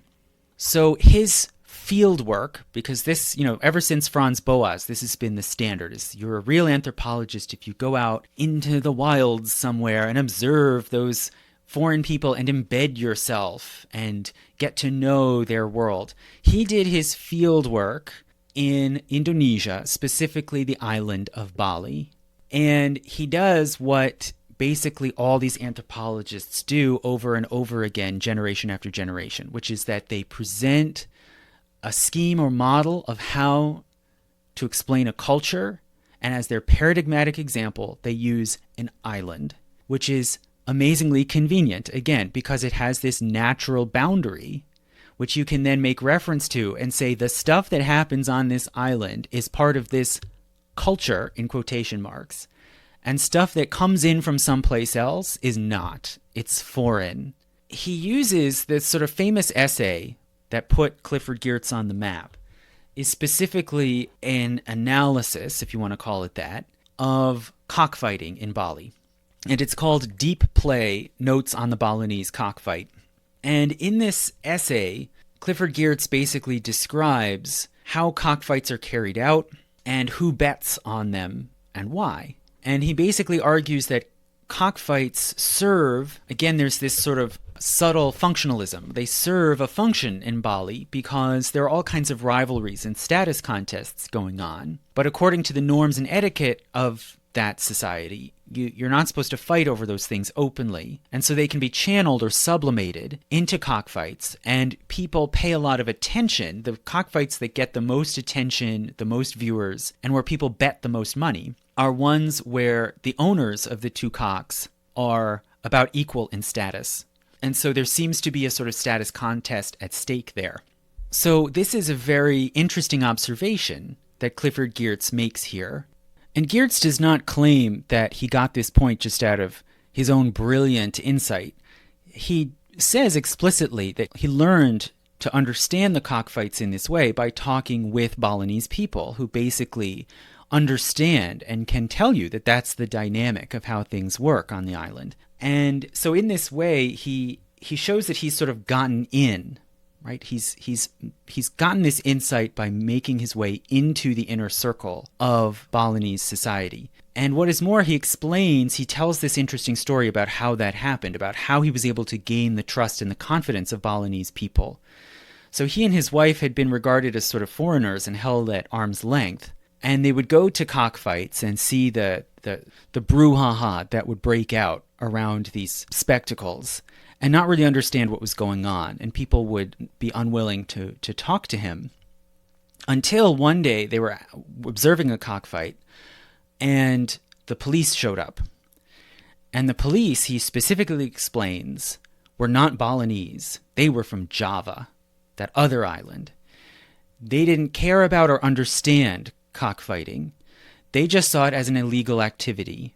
And so they would come in and round up and, do raids and arrest people at these cockfights. So they were at one when these Javanese police show up and everyone's scattered. And so Clifford Geertz and his wife ran with some of these local Balinese people back to their house and sat down in the courtyard and pretended to just be drinking tea because, they figured, well, I guess maybe we're going to be in trouble too. We might be arrested. Once they did this, Geertz argues, this demonstrated to local people that they were sort of one of them, that they were on the same side. And so hence then people opened up and they started to understand this culture. And he basically makes the argument that the cockfight is sort of the central ritual that symbolically mediates the whole of Balinese culture. He also points out that the cockfights where the two sides are about equally matched, meaning that the status and wealth of the competitors who are putting forward these roosters, those ones get the most attention and the most money. However, there are other cockfights that don't get the same attention and money. And in those cases, who's betting on them? It's a smaller core of a few people who are sort of inveterate fans and who are compulsive gamblers and who basically are just always there at the cockpit betting on every fight regardless. And those people, I don't remember the exact wording, but he more or less says, yeah, those people don't really care or don't really get the symbolic function. It's the other folks who show up at the big prize fights. Those are the ones who sort of understand or get it, or who are sort of more authentically part of the culture. So you can see there are two sets of people here that he's somehow excluding as like not really part of the culture. One is these compulsive gamblers. Somehow their reasoning or motive of just wanting to gamble or just enjoying the sport, that doesn't count as like culture in the same way as the other folks who bet when there's a status contest at stake. So he's making this implicit distinction here, right? There's a sort of real authentic culture, which is only practiced in a certain way by certain people, and the other people who have just more ordinary, understandable motives that aren't symbolic, like I like to gamble, those people don't count as like really the culture. Also, the policemen. The policemen, okay, yeah, they're from Java. That's another island. But they're living and working in Bali. And yeah, they see the cockfight in a different way. They attach a different meaning to it. They don't see it as this sort of ritual through which people mediate their status anxieties. They see it as something violent and illegal that they have to stop. Now, that is a dramatically different view, but why is that not just as valid a view? And why is that not just as much part of Balinese culture as the people who are betting on the cockfights? So there are these assumed underpinnings, right? There are these assumed boundaries that make it possible to speak of such a thing as Balinese culture. You have to first delimit who counts as Bali and who doesn't, right? And in this case, the ocean provides you this nice, simple boundary on the map. But even still, there are always people crossing the ocean. There are always people showing up on islands. And Geertz, as the anthropologist, has to kind of reinforce this boundary and say, no, those people coming from the next island next door, they don't count. They're foreign. Their views are not part of the culture I'm talking about. And then further, even within the population of Bali, you draw these distinctions about what counts as culture and what doesn't, right? And in Geertz's case, the more an action has some sort of easily understandable motive behind it, the more it's just about, say, entertainment or addiction to gambling or something simple like I need to eat, I need to make money. Those things get sort of marginalized as not really culture. And only the things that take on arguably this symbolic significance, they do count as culture, right? So this is the sort of, what I would argue is the circular reasoning underpinning it all. You can say everything people do has this symbolic meaning as part of this wider symbolic network that we call culture. You can argue that if you just preemptively exclude everything that doesn't fit that. If you just exclude everything that can be accounted for some other way. And furthermore, you can only talk about a culture if you first assume that there is a sort of delimited, politically defined zone on the map and say, I'm going to talk about things within this delimited zone and relegate everything else to being foreign. Only then can you create this sort of self-fulfilling prophecy that everything that these people do that you've selected out is part of some sort of singular coherent whole that you call culture. So this fact about Clifford Geertz's work really struck me, just to share my personal experience. It struck me when I was in grad school and I took a voluntary student organized seminar about social theory. And we talked about Durkheim and Claude Levi-Strauss and Freud, and we talked about Clifford Geertz. And I read the essay, and all these things struck me and really bothered me. Like, why don't the police count? And like, why are you valuing some people's motives for betting over other people's? And I came out at the seminar saying, I'm just not convinced that there is this cohesive thing, this singular thing that you can describe as Balinese culture. It all seems to me like he's just choosing to imagine that this thing is real, and then he's just telling you how to describe it.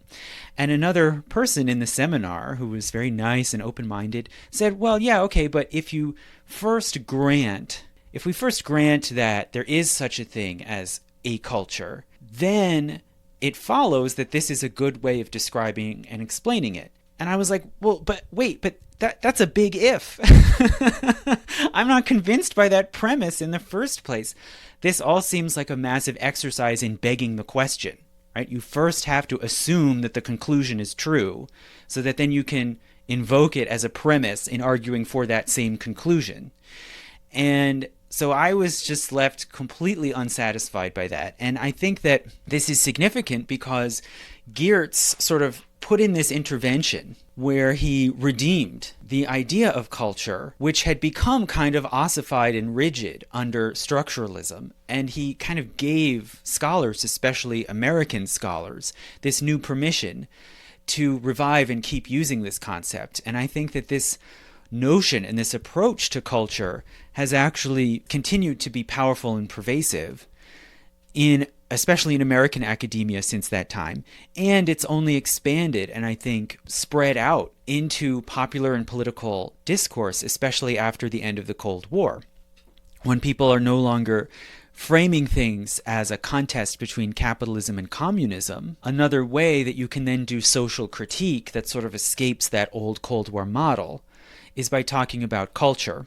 And I think that this is ultimately then how we end up with this idea of culture, this sort of self-fulfilling, circular idea of culture that holds that in any given social group there is some sort of one singular organic system that is its culture, when in fact I would say there's no support for that way of viewing human behavior.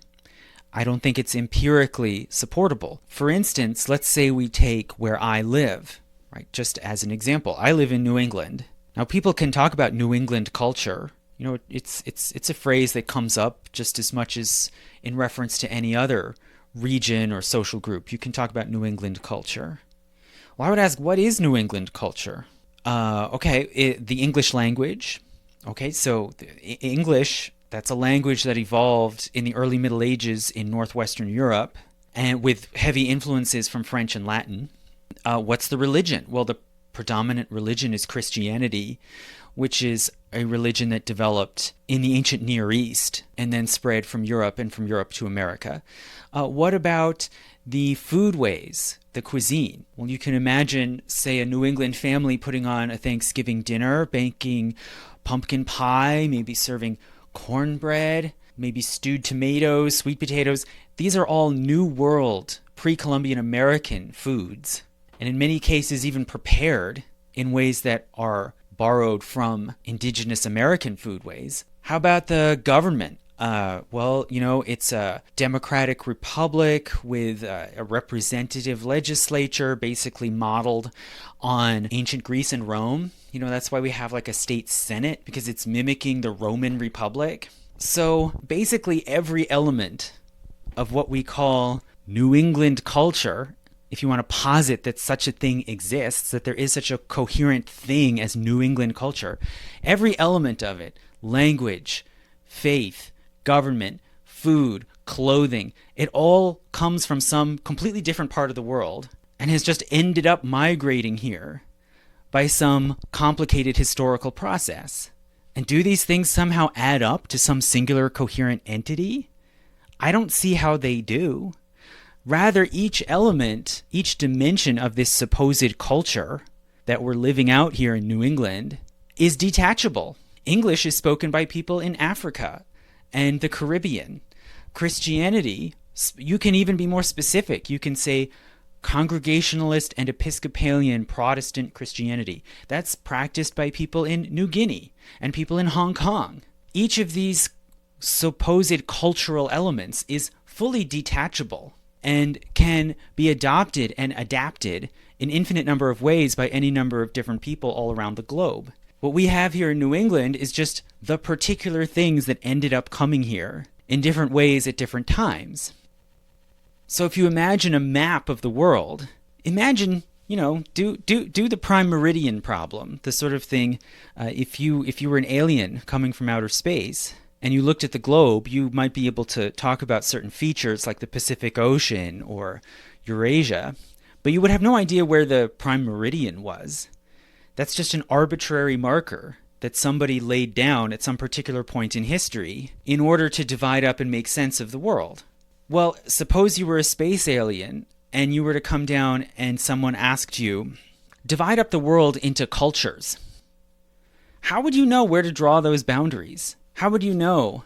Would you know that there was such a thing as Texas culture or Belgian culture or youth culture or popular culture? How would you know how to draw those categories in order to then describe their cultures? Right? So culture is secondary to politics. You can only talk about a certain people having a culture if you first draw some sort of political boundary, whether it be a boundary of different religious or demographic groups, or different regions or jurisdictions, you have to first impose your lines upon the world through some kind of political process, through some sort of power process, before you can then talk about such a thing as culture.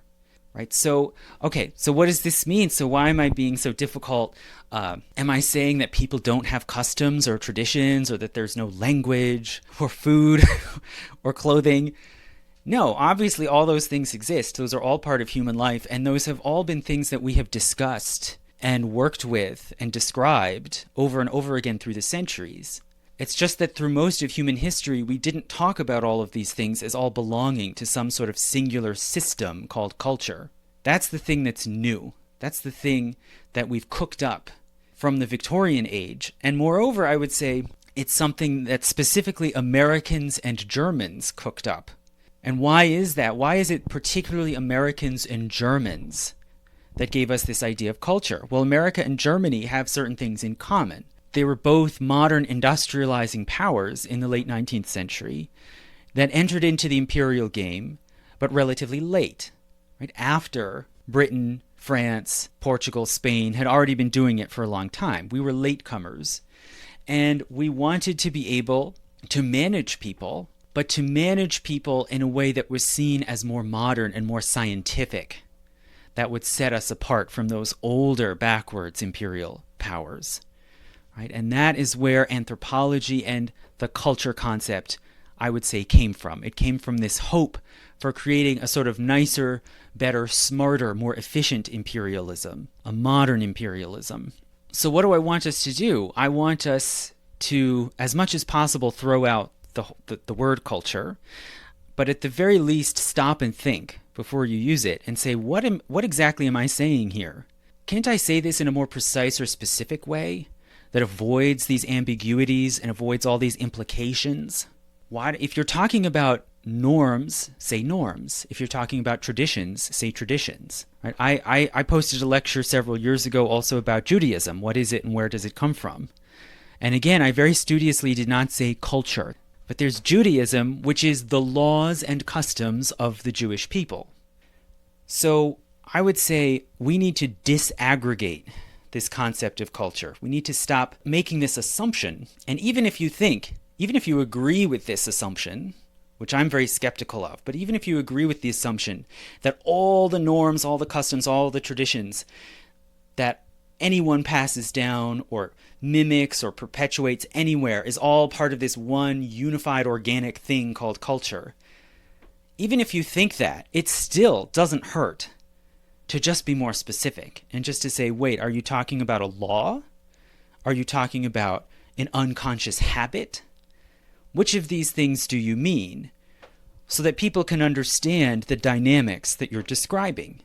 And in some, I would say the idea of culture, the way that it has evolved and the way that it's deployed, is it assumes a map of the world that is divided up like a mosaic into tribes. And that each tribe can be seen as essentially different. Maybe not because of biology, right? It might repudiate the idea of biological or genetic essentialism. But it substitutes in this other criterion that you can use to carve the world up into these sealed off distinct groups, so that then you can move in and manage them, right? Study them like specimens and manage these people. I think we have to give that up and say, no, the map of the world is messy. Because people are adaptable. Because people do learn and change and adapt and pass things on to others, sometimes intentionally, sometimes by accident. And so the world really is more like the surface of a pond when there is rain coming down and there are many ripples running off in many different directions and interacting and crossing each other. Right? Once you have seen the surface of the pond in the rain, there's no way you can then divide it up somehow into distinct sections, sealed off from one another. It's a field of constant exchange and interaction. That's what's actually happening. And when you talk about a custom, a practice, an idea, you have to talk about it on its own terms and understand its dynamics of how it works, how it perpetuates itself, how it's been passed on through time and space, and not just assume that it is somehow fitted in to a sort of fixed mosaic, frozen in time. And I guess I should go back and mention again, lastly, I had a thought while playing Tetris. In Tetris, you have a rectangular field in front of you, and the process is very simple. Different shapes appear. They all are similar in some way because they're all composed of 4 blocks, right? But each one is different, and they appear in a random sequence. And the job of the player is to somehow fit them together into some bigger picture. And if you're good at it, you find different ways of piecing these different forms and shapes together into some complete coherent picture. And in a way, when we talk about culture, we're trying to do the same sort of thing, which is a valid thing to do. What does this marriage custom have to do then with child rearing? What does it have to do with death? These things are connected. And sometimes people can come up with brilliant insights where things that don't at first seem to be linked, in fact, are somehow connected and fit together into a bigger picture. I often think of Edmund Burke's observation when he wrote about the French Revolution and how he viewed it as too drastic and too radical. And he compared French gardens with English gardens. And he said, in a French garden, everything is geometric and carefully planned and controlled. In the English garden, things are allowed to grow and evolve on their own, and the gardener merely guides them. So again, he's using this same metaphor of cultivation, right, the cultivation of plants, to say something about how society works. And he says when it comes to constitution making and government making, the French approach again is to tear everything down and rebuild it all according to some singular scheme, some singular plan. Whereas the English constitution is evolutionary. It grows and adjusts year by year, generation by generation. So he pointed out this very striking parallel there.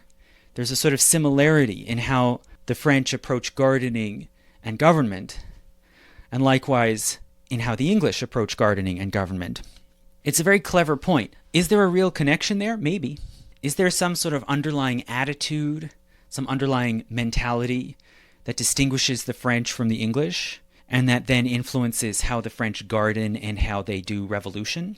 I suspect there is. But even if there is, that needs to be proved, right? That has to be demonstrated. If not, all it is just a clever observation, a suggestive observation. And much less can we then leap from that and say everything the French do, philosophy, architecture, religion, heavy cream sauces, all of it somehow fits into some sort of singular coherent scheme, and that some brilliant anthropologist just has to come along and turn the key to unlock it to us. Even if one thinks that is true, which I do not, it has to be demonstrated. It can't just be assumed.